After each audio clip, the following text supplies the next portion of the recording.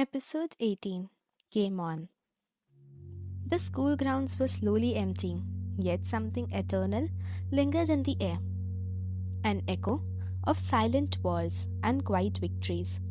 Beneath the cold spring sun, one scene remained untouched by time or noise. A man, a woman, and a child who unknowingly held the balance of two empires in their tiny hands.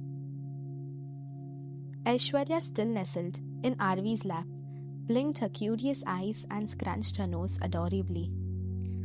Dima, bukku lagi hai, she announced with the innocence that melted even the gravest silences. That single, silent complaint stirred something unexpected. A soft smile spread across Arvi's lips first, gentle, maternal, infinitely warm. But the ripple didn't stop there. Even Ayansh, the man carved in cold marble, let the corners of his mouth tilt ever so slightly. Rana, usually a fortress of formality, couldn't resist the tug of affection either. Arvi leaned in, kissing Aishwarya's forehead with a fond sigh. Then let's go home, princess. I've had your favorite lunch prepared. Aishwarya's eyes sparkled instantly. Pasta? She asked, voice full of hope. Arvi nodded, and the little girl squealed in delight, twirling slightly in her lap like a fiddling peacock dancing in its first monsoon. That moment, that fleeting yet fierce moment, erased everything else. Ishita's presence, her icy stare, the tension that had cut the air earlier. It all faded into irrelevance. They were a universe of three, and no outsider, no matter how venomous, could breach that sacred circle. Rana stepped forward, his posture composed, movements sharp, but his eyes twinkled with familiarity. Shall I have the cars prepared, Rajasa? Ayan's nod was slow and deliberate, the kind that felt like command, not consent. Then he turned to Arvi, not like a man looking at a woman, but like a king beholding the one truth in his empire. Allow me, he said, extending his arms with a calm gravity. Let me carry our princess. You sit first. Arvi handed Aishwarya to him gently. Ayansh caught her with an ease that came from instinct, not instruction. The way he held her, firm but reverent, was the way one would hold a legacy. Then, without ceremony, he reached for Arvi's hand. No permission asked, no hesitation. It wasn't possession, it was entitlement, undeniable, unapologetic, unbreakable. Arvi looked at him, her expression a mix of disbelief and surrender. She let him take her hand, let him lead, as though she had known somewhere in her bones. This was always meant to be. Ishita stood just a few feet away, watching it all like a ghost at her own funeral. Her lips remained sealed, but her eyes? God, her eyes were boiling. Rage danced behind her lashes, a fury so sharp it could have cut the glasses. But what could she do? Ayansh hadn't spared her a single glance. His attention was where it belonged, on the woman beside him and the child between them. Rana stepped forward and opened the rear door with the elegance of a royal steward. His movements were clean, precise, a quiet poetry of duty. As Arvi bent slightly to enter, Ayansh instinctively lifted one hand and placed it over the top edge of the car door, shielding her head, ensuring not even a strand of her hair would be disturbed. The small act didn't go unnoticed. Rana from the corner of his eye smiled, rare and filled with something he would never voice aloud. Pride, not for the king, but for the man. The man who had, without declarations, become a lover, a protector, a father. Inside the car, Arvi settled with Aishwarya back on her lap. Ayansh followed, holding his daughter's school bag in one hand and Arvi's finger in the other. A silent vow passed between them, neither spoken nor demanded. It was just there. The convoy of royal SUVs began to move again, cutting through the city like shadows of a forgotten dynasty.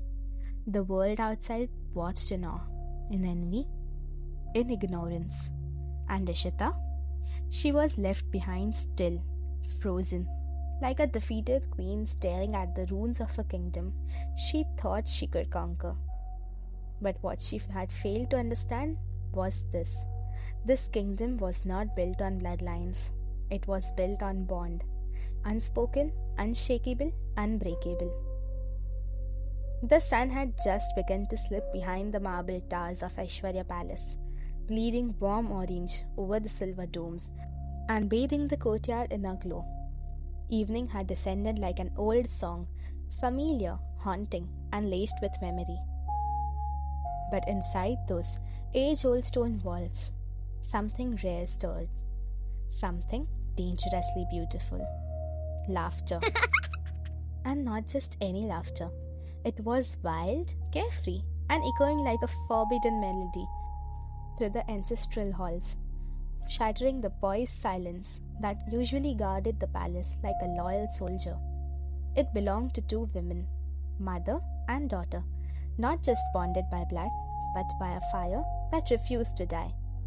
R.V. Rajvanshi and her little spark, Aishwarya. For the palace staff, this wasn't exactly a new phenomenon. But before the chains of marriage, titles and royal etiquette had bound R.V. in gold cells and colder responsibilities. Scenes like these were a daily occurrence. The young queen and her daughter laughing like best friends, playing like rebels against time. Tonight, that forbidden scene had returned. R.V. twirled barefoot on the marble, her rich emerald dupatta cascading behind her like a whisper. Aishwarya ran ahead, her feet barely touching the ground, breathless with giggles. Seated on the antique swing nearby, Advocate Ekta Tripathi watched with a quite unreadable smile, her tea warming her palms. She wasn't the razor-tongued legal firebrand tonight. No, she was just a silent spectator, like a retired judge secretly entertained by a courtroom drama, unfolding without rules. "Catch me if you can, Dima," Aishwarya squealed, darting behind a pillar.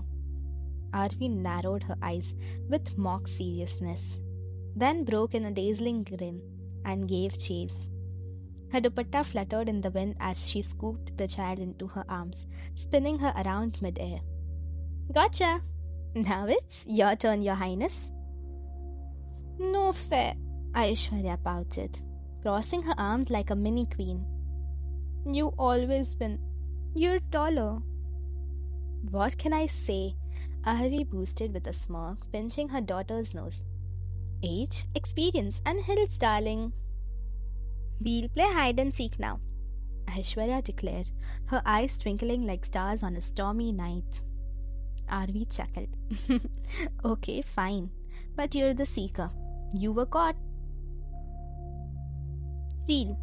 The girl planted her hands on the old oak tree and began counting, her version of English still adorably offbeat. 1, 2, 3, 4.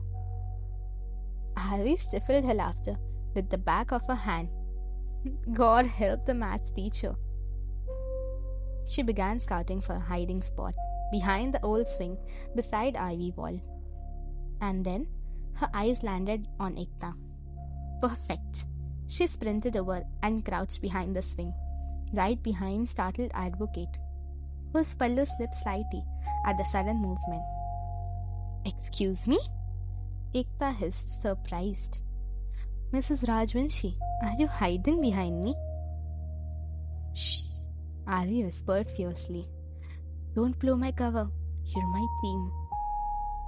Ekta blinked. The Queen of Shadows now hiding like a mischievous teenager? She chuckled under her breath, shaking her head. "All right, but if you spill my tea, I will bill you for emotional damage." Across the courtyard, Aishwarya's voice rose, high and dramatic. 9, 10, I'm coming. And suddenly, chaos. Arvi and Ekta both straightened up slightly, the tension of the moment vibrating like a string ready to snap. But someone else had just arrived, unseen, unannounced. He stood at the entrance of the courtyard, eyes frozen on the sight before him. Arvi, his queen, crouched behind a swing, laughing and hiding, behind Advocate Ekta. And in that moment, Ayansh Rajvanshi forgot how to breathe. He had returned from the office expecting silence, duty, and the usual weight of legacy. But what he walked into felt like a fever dream. His composed, often distant wife, playing hide and seek with their daughter, giggling behind the very woman he had considered a possible spy. Narayan's oath, I am hallucinating, he whispered to himself. Before he could process more, Aishwarya shrieked in triumph. Ha! Got you! You were behind Ekta auntie.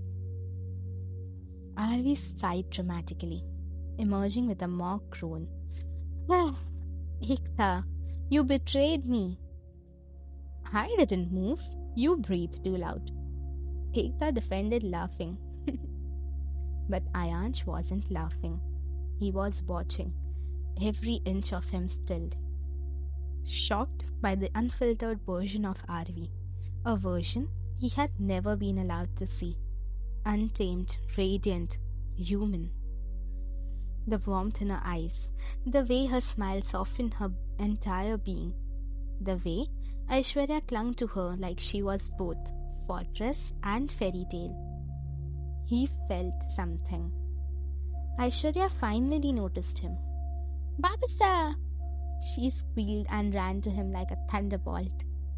Ayansh instinctively knelt, catching her in his arms with a rare, genuine smile. How was your day, princess? Awesome! Now it's your turn to see. Ayansh blinked. My what? Yes, me, Dima, Rana uncle and Ekta auntie will hide. Rana, who had just stepped into the courtyard, paused mid-step. Me? He asked, pointing at himself like a soldier called to war without warning. Yes, Aishwarya said with a sugar-sweet smile, already convincing. Before Ayansh could object, she turned the charm up to 100. Please, Babasa. And that was it. He was done for. Arvi joined her daughter, matching her tone with just enough mischief to be lethal. Please, Hukumsa. That word on her lips, Hukumsa, wasn't just a request. It was a dare. A challenge wrapped in velvet. Ayan's eyes narrowed, the fire in him igniting. All right, he muttered, defeated yet intrigued. But just so you know, none of you will escape me. As Aishwarya ran off to convince Rana, Arvi brushed past him with a smirk that could stop clocks. Let's see, Mr. Rajvanshi. She whispered, close enough for only him to hear. If you can find me, or if you lose yourself trying. He stood there, stunned, hooked, possessed. Game on, Ranisa.